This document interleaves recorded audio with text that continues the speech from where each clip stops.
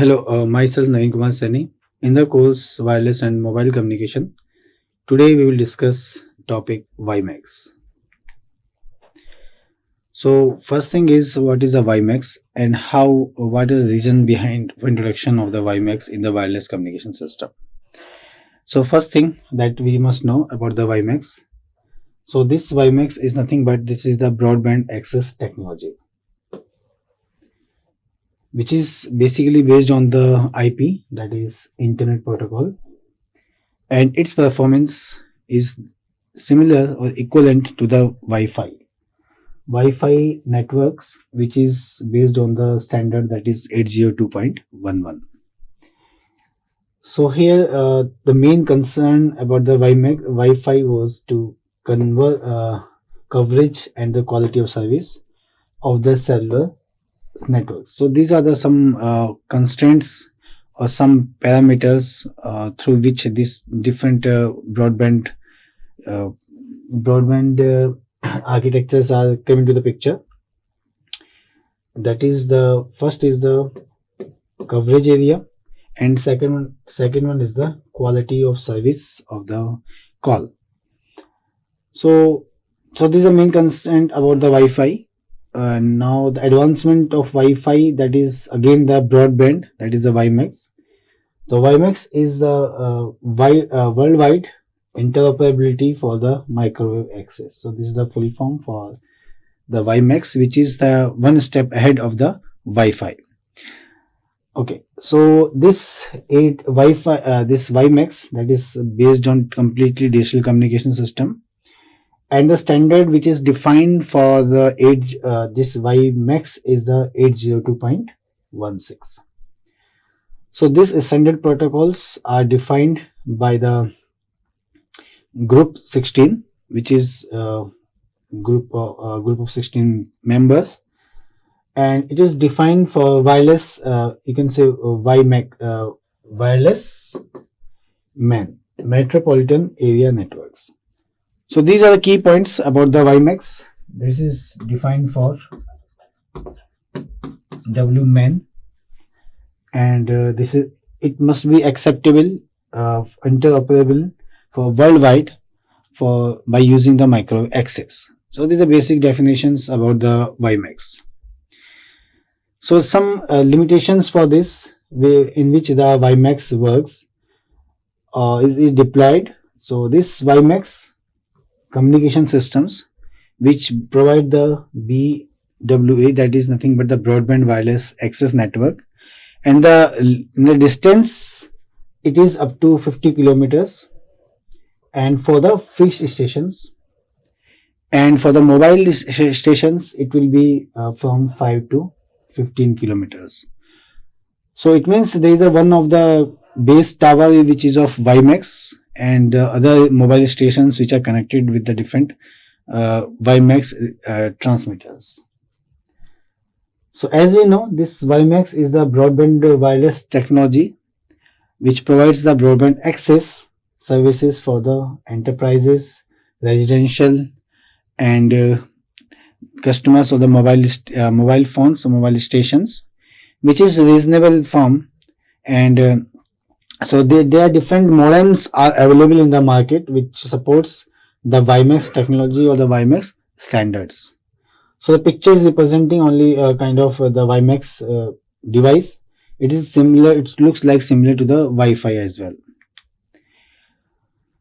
So there are different parts of the WiMAX. It includes two parts: WiMAX, that is the WiMAX tower, and the WiMAX receiver, and the other mobile stations are connected with these two.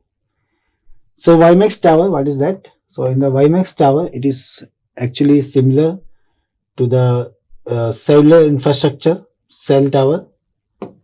Okay, and it provides the coverage which is very large, area up to 3000 square miles. If we have the small modem kind of WiMAX, so this limit is very less. But when we have the base station WiMAX base stations, so in that case this limitation is extended, that is 3000 square miles. And the WiMAX receiver, So in that, the antenna and the receiver, it could be into the tiny box. Okay, so just like the Wi-Fi router. So this Wi-Fi router is connected with the one of the broadband devices, right? So other mobile devices are connected with the Wi-Fi. Similar to that, in the WiMAX, we have the one of the cell tower kind of stuff in the WiMAX tower, and it is connected wirelessly with the WiMAX receiver, and other mobile stations are connected with that. So this is the structure of the WiMAX, which comprise the WiMAX transmitter and the WiMAX receiver. So similar structure is there, which like cellular structure, but the difference in that is just like in the cellular structure, the mobile phones are directly connected with the BTS. But in the the WiMAX tower is there, which is for transmitter, but this is connected with the Wi-Fi, WiMAX receiver. So these other mobile phones are connected with the WiMAX receiver, so that the data transmission or other things can happen easily. Okay, so this WiMAX, which provides the wireless broadband access to buildings and the wired networks, rural other than the popular regions. So this WiMAX is designed generally for the rural areas, okay, where the congestion is very less and the coverage is very more, and the few subscribers are there to accommodate into that. It connects WLAN hotspots towards the internet, and also it provides a connectivity of the broadband for the mobile devices. In fact, these are the features, right? These are the features about the WiMAX. So expected speed for the WiMAX is 15 Mbps in the 3 km cell tower coverage region, and it is extended to 70 Mbps as well. But 70 Mbps is a theoretical value. But in the advanced WiMAX technology, but previously it was the 15 Mbps. So from current internet access arrangements, WiMAX users could actually cut fee, and it could be potentially arranged in the different spectrum. So these spectrum bands on which this WiMAX are operable: 2.3 GHz, 2.5 GHz, 3.5 GHz, and the 5.8 GHz. So these are the operable frequencies onto which the WiMAX network is deployed. So as we said, this WiMAX standard is standardized by the IEEE, that is IEEE 802.16. Okay, so this 802.16, which is known as the solution for the this BWA, that is the broadband wireless services, and it is also called the WiMAX. And recently wireless broadband standards that has promised high bandwidth over the long range transmission, so which is a desirable requirement in the WiMAX system, where it requires a high bandwidth for long distance communication. So the standard specify the A interfaces, which includes the medium access control and the physical layers of the BWA. And the key deployment in the physical layer, obviously, that requires that is use the OFDM, that is orthogonal frequency division multiple access or multiplexing. So we can multiplexing access. Okay, so OFDMA, in which this technique we have already discussed. In the OFDMA, what happened? Complete band of frequency is divided into the small chunks of the bands, and those bands are used for the separate carriers. Okay, so different subcarriers are there into that, and the low data rate is transmitted. With the low data rate, data is transmitted by the different subscribers, and we combine or multiplex at the transmitter side and the receiver side. So in that case, the OFDM works. Second technique, this is used in the physical layer, that is code division multiple access. So this code division multiple access is the technique which is based on the spread spectrum, SSM, spread spectrum modulation, what we had done, we discussed about that SSM, in which the this every bit is modulated with the different PN codes.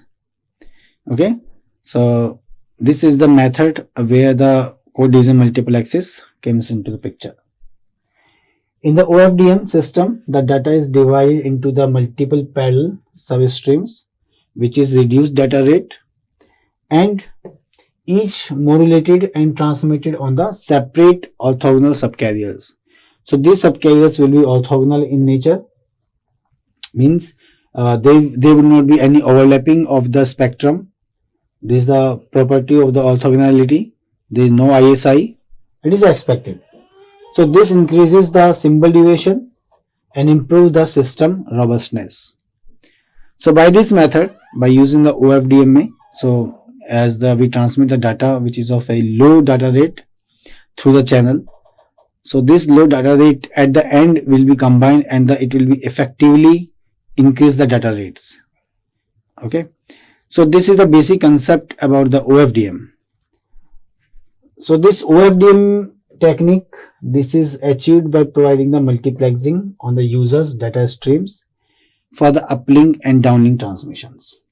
Okay, so OFDM is used for the uplink and the downlink transmissions in the WiMAX system.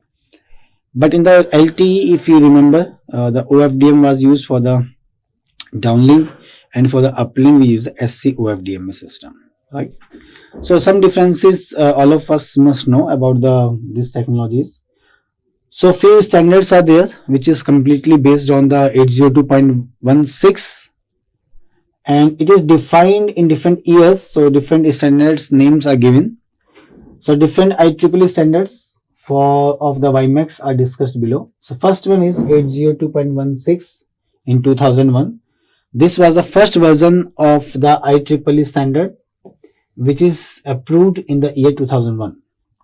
Second standard is 802.16a and up to 802.16c. So A, B, C, these three standards are defined here, and after 2006 in 2001 version, the versions like A to C were approved. Okay, which was very simple, and alteration of the above versions are there. So in 2001 it was introduced, then that was the 802.16, and then 802.16a, B and C, three versions are approved, and after that the two main versions came into the picture which were commercially accepted by the market. That was the 802.16. This version is this is a D. This version is D. Okay, so this is the we can write it as the 802.16D. Okay, so this is the version which was used for the fixed network. So this standard approved in the June 2004, which makes the previous versions in 2001 through its improvement. Okay, so A to C was outdated, so 802.16D came into the picture, which was used for the portable devices. Okay, and it is used for the wireless broadband systems. Next version is 802.16E. So this was the next versions of other than the 802.16D. So this standard addresses a simply fixed, I mean they're talking about the 2004. It was simply fixed systems and adjustment within the work which will include the mobility components towards the standards. So this adjustment comes in a new standard like the 802.16E in 2005, which is appropriate in December 2005, and it's formally called 802.16E. So this is standard 802.16D. So this standard was for the fixed network. Okay, and this standard came into the existence for when we have the devices that are mobile in nature. So for the mobile devices. So these are these two are the very important standards of the WiMAX, which are commercially acceptable worldwide. That is 802.16d and 802.16e. Okay, so these are for the fixed network, and this one is for the mobile networks. So there is the evolution differences about 802.16 standards. So there are different parameters like spectrum or broadband, spectrum or bandwidth, and propagation channel conditions, bit rate, modulation, mobility. So 802.16, which was A2C, that was used the spectrum 10 to 66 gigahertz, and here that use in 802.16d, it uses the 2 to 11 gigahertz. In 2005, that is use the 802.16e, it uses the 2 to 6 gigahertz. Then propagation channel, 802.16 use the LOS, line of sight. When 6D is non-line of sight, this is for the pedestrian. And here 802.16e use the non-line of sight, vehicular communication is there in the scenario. Bit error rate for the standard 802.16, it is up to 134 Mbps, where the 28 megahertz channelization were introduced, means the one channel is of 28 megahertz. In the case of 802.16, it uses the bit rate up to 75 Mbps, where the channelization is 20 megahertz. Similar to that 802.16e, because this was mobile things came into the picture. So the data rate is reduced up to 15 Mbps, and the channelization means each channel will have, which is of 5 megahertz. Then we have modulation techniques which are used in the 802.16 in 2001. They use the QPSK, 16 QAM, and these are the optional also for uplink and the downlinks. But the main modulation technique which was used, that is QPSK. In the advancement, when the OFDMA came in, OFDMA comes for the data transmit, uplink and downlink. So it uses the 256 subscribers subcarriers for the OFDM. And optional modulation techniques are BPSK, QPSK, 16 QAM and 64 QAM. So these are the modulation techniques which were used in 802.16d in 2004. In 2005, 802.16e used a scalable OFDMA. Based on that, the modulation techniques which were used, that is QPSK, 16 QM, 64 QM, 256 QM, which is optional in nature. So the meaning of that, like here, it is mentioned that 256 subscribers. So it shows that every subcarrier. So these subcarriers will modulated by these different modulation techniques. Okay. So if each subcarriers into this will modulate by one of the modulation technique from the BPSK or QPSK or 16 QAM or 64 QAM. Similar to that, this OFDMA, they use this kind of modulation techniques to modulate the each subcarriers in the OFDMA signal.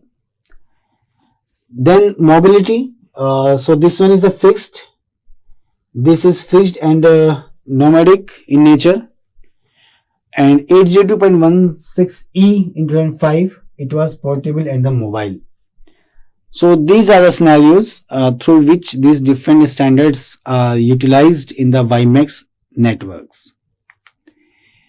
If we come to the picture, if we talk about the WiMAX architecture, so basically this architecture is of two types. First one is for non-line of sight, in which one central base station is there, and these base stations have the antenna, and this is connected with the different nodes. So these nodes can be off, which is on the line of sight of the line of sight of WiMAX tower. So this is the WiMAX tower, and here these nodes may be the this may be the mobile. Okay, this may be the any of the Wi-Fi network, and so on. Some portable devices. Okay.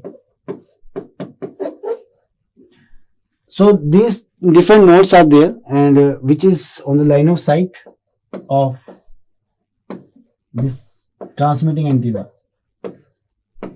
Okay, and so on.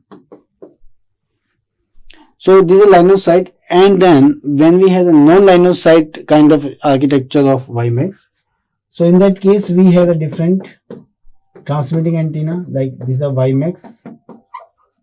This is the WiMAX 1 transmitting tower. This is the WiMAX 2 transmitting tower. Okay. So okay, we can mention it here. So this was the line of sight. This is the non-line of sight. So what I said, in non-line of sight architecture, we will have the different WiMAX. You can say the WiMAX tower 1. This one is the WiMAX tower 2. Okay. So this can be communicated with this, and then this is maybe the different devices are connected like this. So this device is non-line of sight. Maybe this is very far away from this transmitting antenna 1. So this will be the non-line of sight devices, where these are reflected signals are from the different obstacles. Fine. So this architecture is simply representing, so this base station is for WiMAX base station, and this is connected with the mobile phones. So these mobile phones can be connected by the base station directly. So this is a line of sight. Okay, and this is also connected with the different network management systems, which comprise the internet through the computers, and the modems is also there. Service flow of the databases are also there. So this is simply representing the inner structure of the this station. This is the mobile station, which comprise the managed node, physical and MAC layer. So these two layers are used into the OSI ISO model in the WiMAX system. Okay. So okay, fine. So same thing is there in the base station, which comprise the managed node, physical and the MAC layer. So these two layers are used. These two layer protocols are used in the WiMAX system. So what are the components? First is the remote stations, so the mobile stations. Second one is the ASN, access service network, and third one is the connectivity service network. Mobile stations, we are very much aware about this, and in these stations which are used, the user apparatus which like the mobile, and that may be placed within the location of the consumers. ASN, that is access service network. So the access service network in the region of the WiMAX network, and which forms the radio access networks or the interfaces on the borderway, and this network includes the several gateways and the base stations. So this is the access service network. Then we have the connectivity service network, which is comprised the this connectivity service network is one of the main elements of the WiMAX network that provides the internet protocol or the IP protocol connectivity and all the functions of the internet protocols in through the core networks. So every standard or every architecture has any of the core network through which all the controlling can takes place between all the BTSs. When we talk about GSM or all the WiMAX towers, transmitter receivers, when we talk about the here that is a WiMAX. Subscriber mobile station, some information about that is subscriber station or the SS, if you can see known as the CPE or the consumer premises equipment. Okay, so every when the technology changes, based on that they give the name to the mobile stations. Okay, so every time you will see the different name of the mobile stations, maybe the subscriber unit, maybe a consumer premises equipment, maybe mobile station, or maybe can be called as a user equipments. So different names are given to that. So here the CPE, which uses the different forms like the indoor CPE and the outdoor CPE. So it means These phones or devices can be used for indoor environment and for the outdoor environment separately. Okay, so this indoor customer premises equipment can be placed in the operator. So there is just simply information about the SS. And then we have the base stations. It comprises the base station WiMAX network is there. So the base station, which is responsible for the extra functionality of the micro mobility management functions, like the establishment of the tunnel, handoff triggering, policy enforcement of the quality of service, and radio resource management, classification of traffic, dynamic host control protocols, proxy, and multicast group management sessions. So these are the functionality of the base stations. As similar to that, ASN gateway has a different functionality, which was the main components of the WiMAX networks. So into that, the access service network gateway normally works like the layer 2 traffic aggregations, which points in the overall network. Okay, and there's some different functionalities also mentioned here, like the paging, intra ASN location management, admission control, radio resource management, encryption key, and caching of the subscriber profile. So different things are applications or functions are there for this one. So this network may also comprise the mobility tunnel management through the base stations, which establishes the AAA client functionality, or the policy enforcement, quality of service, routing to the selected CSN functionality of the foreign agent for the mobile IP. So these are the functions. Then we have the home agents and the AAA, which form home agent is similar, which comprise the subscribers unique identity informations, which is within the same network, and AAA is the nothing but is the authentication, authorization, and that is the accounting servers. So it's like AA has been used in the any communications otherwise subscriber service for the wireless system, and this is includes in the connectivity service network or the CSN. So these 3 points which we have to keep in mind for authentication, authorization, and the accounting servers. These are the differences between the Wi-Fi and the WiMAX. You can go through it. This is completely just for information. What is given, different networks is there for the WiMAX, which is used in the wireless MAN. Then wireless PAN use the Bluetooth network, which is 802.15. Wireless LAN, that is for the Wi-Fi, which is 802.11. Multi-hop ad hoc networks, which we have discussed already, where we use the different nodes wirelessly. Okay, so this is just information about the wireless network which we have discussed, and physical and MAC layer information is there, which is the 3 things which go through it. That is the physical layer, MAC layer, and the network layer. So physical layer, which is based on complete modulation, multiplexing techniques are there, and MAC layer is completely connection oriented, how to make the connection between the different nodes to nodes, connections ID, and the server flows. This information can be accessed by the medium access control. The channel access decided by the base station. Uplink and downlink map is there, which define the how to map for uplink and for the downlink connections. Scheduling services are there to transmit the informations. So for that, the different scheduling algorithms is available for the WiMAX structure. Okay, thank you very much. These are the references which we have gone through. So second book is very important. You can go through the second book, which is the Open Dalal Wireless Communication Networks, which is very, very important to go through. And Rappaport is obviously the grunt, this is the grunt for the wireless communication. Okay, thank you very much.